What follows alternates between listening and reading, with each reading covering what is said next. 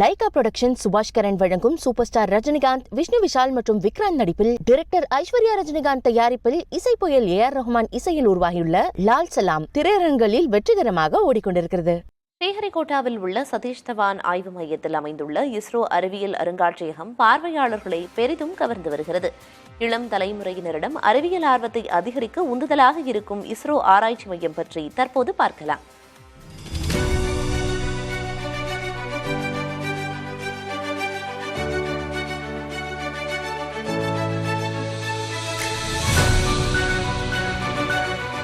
Rocket ஏவும் நிகழ்வை பார்க்க வந்த இடத்துல இந்தியா இதுக்கு முன்னாடி அனுப்பிய செயற்கைக்கோள்களையும் ராக்கெட்டுகளையும் விண்வெளி திட்டங்களையும் ஒரே இடத்துல ஒரு சேர பார்த்தா எவ்வளவு பெரிய ஒரு அனுபவமா இருக்கும். அப்படி ஒரு அனுபவத்தை கொடுத்திருக்கு இஸ்ரோவினுடைய அறிவியல் ஆராய்ச்சி மையம். இந்த ஆராய்ச்சி மையத்துல என்னென்ன இருக்குது, இந்தியாவினுடைய இஸ்ரோவினுடைய சாதனைகள் எப்படி பட்டியலிடப்பட்டிருக்குதுன்னு விரிவாக பார்க்கலாம்.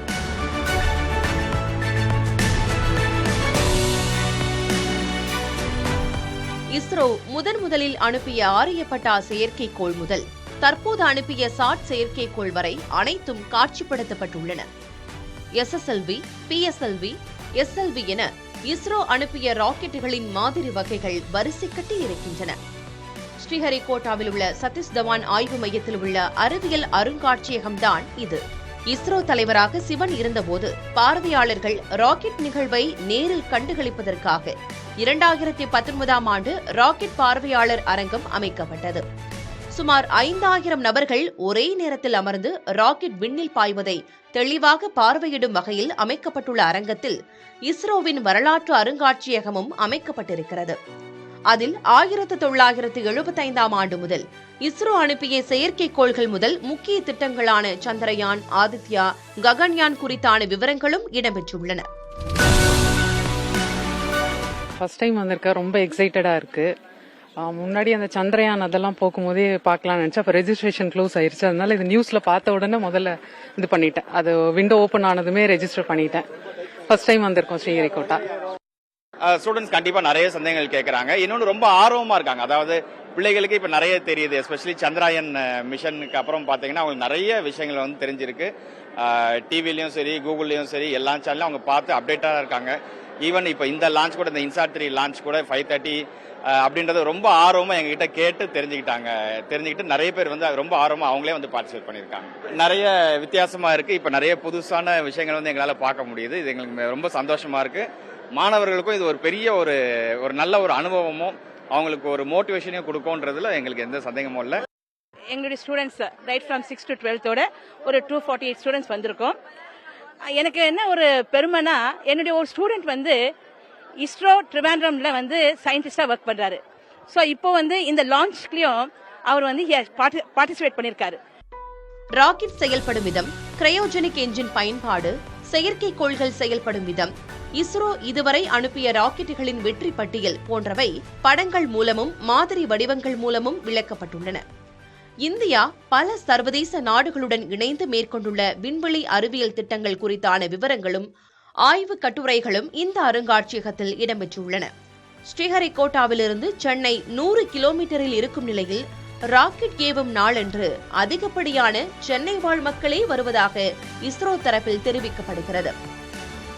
சந்திராயன் 3 ரீசெண்டா லான்ச் ஆன சேட்டிலைட்லாம் இருந்தது. ராக்கெட் நிறைய லான்ச் பண்ண ராக்கெட்ஸ்லாம் நிறைய பார்த்தோம்.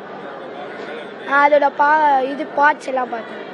இது ரொம்ப ஹெல்ப்ஃபுல்லா இருக்கு. ஆக்சுவலி ஸ்டடீஸ்க்கு வந்துட்டு அதோடைய பார்ட்ஸ் எல்லாம் மெயினா இது பண்ணி மார்க் பண்ணி வச்சிருக்காங்க. ஸோ நல்லா புரிஞ்சுக்க முடியுது ஈஸியா. அண்ட் ஆல்ரெடி நாங்கள் சந்திராயன் 3 வந்துட்டு எங்கள் ஸ்கூல்லேயே லைவா வந்துட்டு பார்த்துருக்கோம் லான்ச் ஆனது. ஸோ அதே மாதிரி இதுவும் ஒரு நல்ல எக்ஸ்பீரியன்ஸாக இருக்கும். ஸோ எங்கள் சார் தான் வந்துட்டு கூப்பிட்டு வந்தாங்க. ஸோ அவங்களுக்கு தேங்க்ஸ். இது மாதிரிலாம் எங்களுக்கு லைஃப் டைம்ல கிடைக்கவே கிடைக்காது. பிகாஸ் இது மாதிரி ராக்கெட் லான்ச்லாம் வந்து மூவிஸ்ல, நியூஸ்ல தான் பார்த்துருக்கோம். இப்போ நாங்கள் ரியல் லைஃப்ல பார்க்கும்போது, அதுவும் ஃப்ரெண்ட்ஸோட பார்க்கும்போது ரொம்ப எக்ஸைட்டடா இருக்கு. எனக்கு வந்து சயின்ஸ் ரொம்ப பிடிக்கும். என்னோட ஃபேவரட் சப்ஜெக்ட். அப்புறம் எனக்கு ஆஸ்ட்ரோநாட் ஆகணும்னு ரொம்ப ஆசை. அதனால இங்கே வந்திருக்கேன்.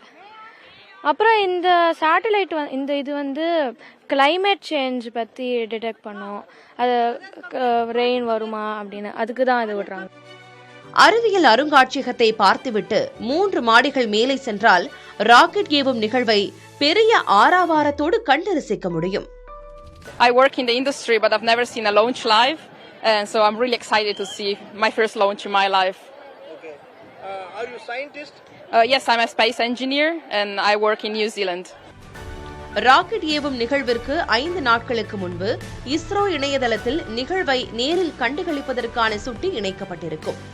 பாதுகாப்பிற்காக நமது ஆதார் உள்ளிட்ட விவரங்களோடு இணையதளத்தில் முன்பதிவு செய்து இஸ்ரோ ராக்கெட் ஏவும் நிகழ்வை நேரில் கண்டுகளிக்க முடியும். நேரில் வந்தும் அனுமதி சீட்டு பெற முடியும்.